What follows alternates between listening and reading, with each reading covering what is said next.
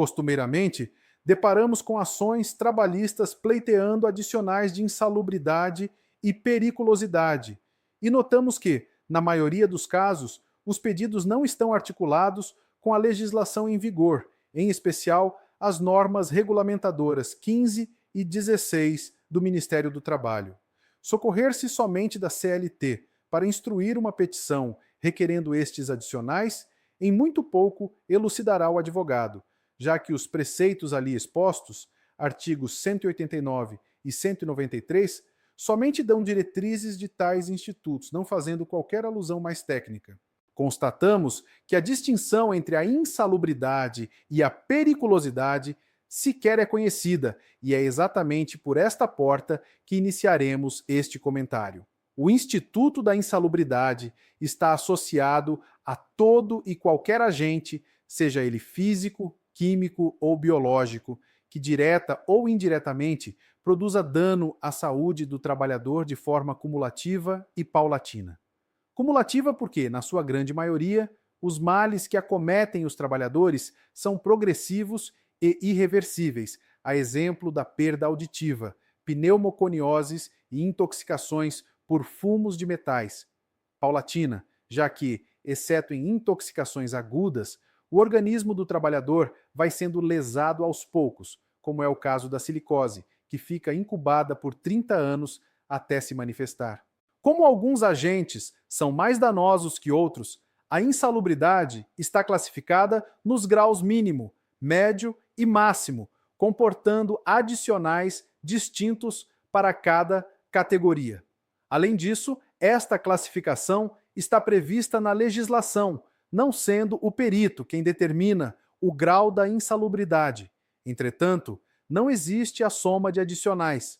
Por exemplo, se o trabalhador está exposto a ruídos, insalubridade de grau médio e ao mesmo tempo ao frio, também insalubridade de grau médio, não fará jus à insalubridade de grau máximo, mas tão somente ao grau médio, o que, a nosso ver, fere o propósito para o qual o adicional de insalubridade foi criado, ou seja, taxar a empresa que não oferece condições seguras de trabalho a seus empregados. Em suma, o adicional insalubridade remunera a vida do trabalhador em suaves prestações, restando, ao final, um homem sem condições de exercer suas atividades, passando simplesmente a engrossar as filas do seguro social e sendo discriminado pelos próprios empregadores, torna-se uma verdadeira escória, o que vem ocorrendo com frequência com os portadores de deficiência auditiva, já denominados exército de surdos. Com a monetização do risco, abriu-se o precedente, legalmente amparado, da empresa não fazer investimentos para tornar sua fábrica salubre, mas tão somente pagar os irrisórios adicionais que oneram bem menos que a implantação de medidas para tornar o ambiente saudável. Entretanto, muitos países não compartilham a ideia da compensação financeira pelo risco, como a Itália, que já na década de 70 havia criado o slogan "Saúde não se vende", onde os trabalhadores exigiam um ambiente salutar. Atualmente, o que predomina a nível internacional é a redução da jornada de trabalho, além do prolongamento do período de férias para os trabalhadores expostos a riscos. Todos os casos legalmente previstos de insalubridade encontram-se tipificados nos vários anexos da norma regulamentadora no DEGULO 15, cuja caracterização de insalubridade segue duas tipologias de avaliação: avaliação quantitativa e avaliação qualitativa. Na avaliação quantitativa, a legislação prevê limites de tolerância. Tal situação aplica-se aos: anexo indígero 1, ruído contínuo ou intermitente; anexo indígero 2, ruído de impacto; anexo indígero 3, calor; anexo indígero 5, radiações ionizantes; anexo indígero 11, agentes químicos; anexo indígero 12, poeiras minerais. A avaliação qualitativa, aliás, a mais controversa, não estabelece valores, sendo feita pela inspeção no local de trabalho, aplicando-se aos: anexo indígero 6, ar comprimido; anexo indígero 7, radiações não ionizantes; anexo indígero 8, Vibrações, anexo Indígro 9. Frio, anexo Indígro 10. Umidade, anexo Indígro 13. Agentes químicos, anexo Indígro 14. Agentes biológicos. São consideradas atividades e operações insalubres as que se desenvolvem acima dos limites de tolerância previstos nos anexos índices 1, 2, 3, 5, 11 e 12. Nas atividades mencionadas nos anexos índices 6, 13 e 14. Comprovadas através de laudo de inspeção no local de trabalho, constantes dos anexos NEX 7, 8, 9 e 10. Os valores que o adicional insalubridade assume são 10% do salário mínimo da região para grau mínimo, 20% do salário mínimo da região para grau médio, 40% do salário mínimo da região para grau máximo. Os agentes ruído, calor, radiações não ionizantes, vibrações e umidade se enquadram no grau médio. Radiações ionizantes, ar comprimido e poeiras minerais se enquadram no grau máximo. Os agentes químicos, conforme o caso, ensejarão insalubridade mínima, média ou máxima. Os agentes biológicos somente ensejarão insalubridade média e máxima. Afora toda a discussão que envolve a insalubridade e a sua questionável neutralização pelos equipamentos de proteção individual, preconizamos o uso de proteção coletiva, das medidas de engenharia, como forma de tornar o ambiente laboral salubre, ao invés do pagamento do adicional que, dados os baixos salários em nosso país, passou a integrar a renda do trabalhador, tornou-se um complemento de seu ganho, o que faz, muitas vezes, com que o trabalhador se sujeite ao risco em troca de uma compensação financeira.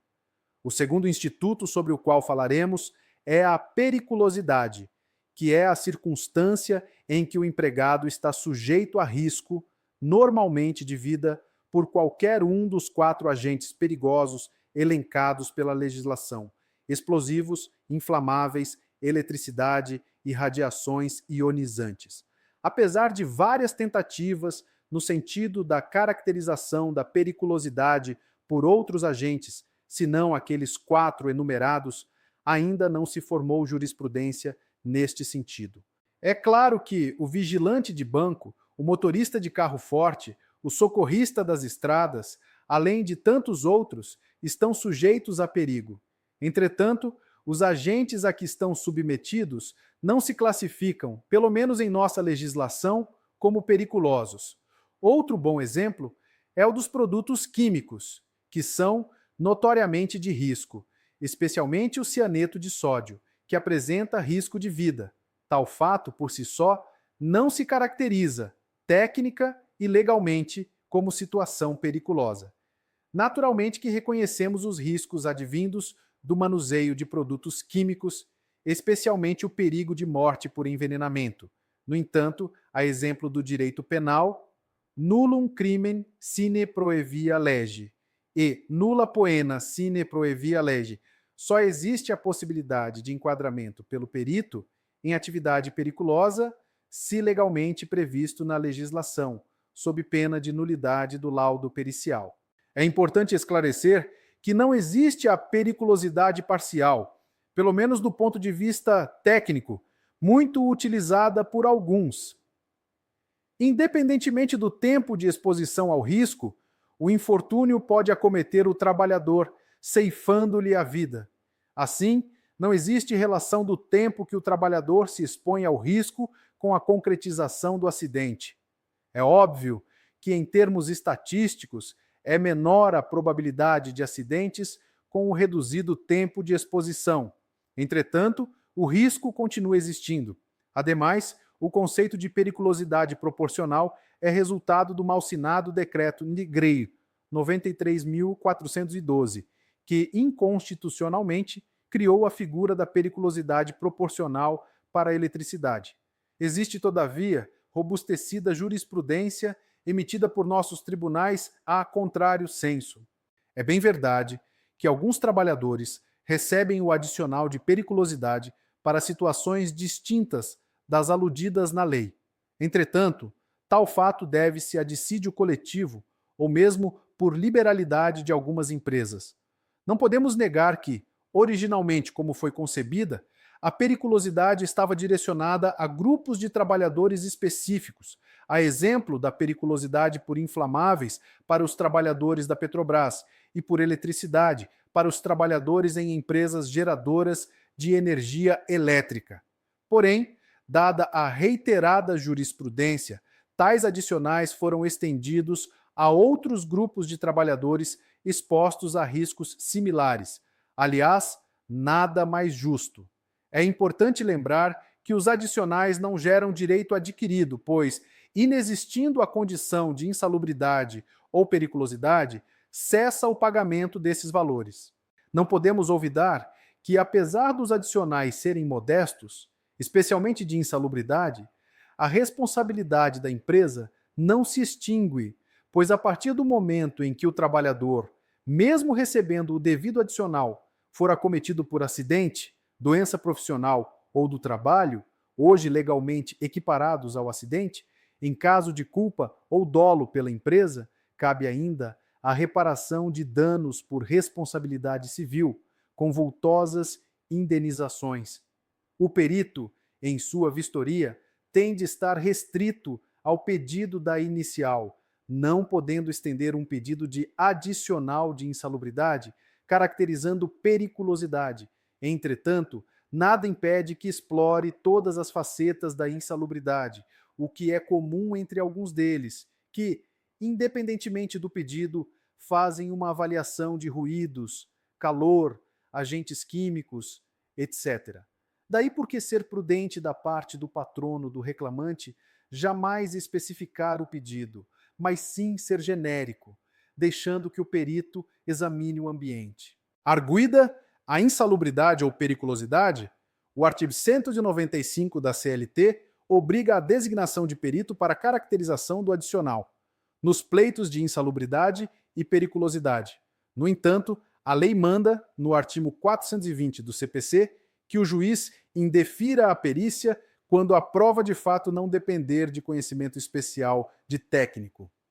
Além de que, o magistrado não pode valer-se de conhecimentos pessoais de natureza técnica para dispensar a perícia.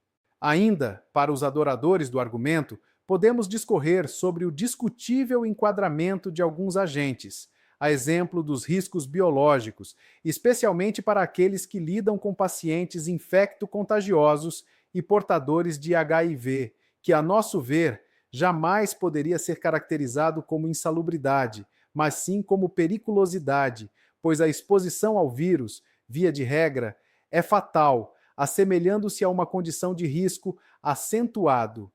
Quanto às radiações ionizantes, discordando da legislação, entendemos se tratar de agente insalubre e não periculoso, apesar de existirem anexos em nossa legislação nas duas modalidades, já que, na maioria dos casos, as radiações produzem seus danos pela repetida exposição, dia após dia, de forma cumulativa no organismo do trabalhador. Se você gostou deste vídeo, inscreva-se no nosso canal, deixe seu like, compartilhe e comente. E claro, segue a gente também nas redes sociais vizinhas para continuarmos trazendo conteúdos como este. Até a próxima!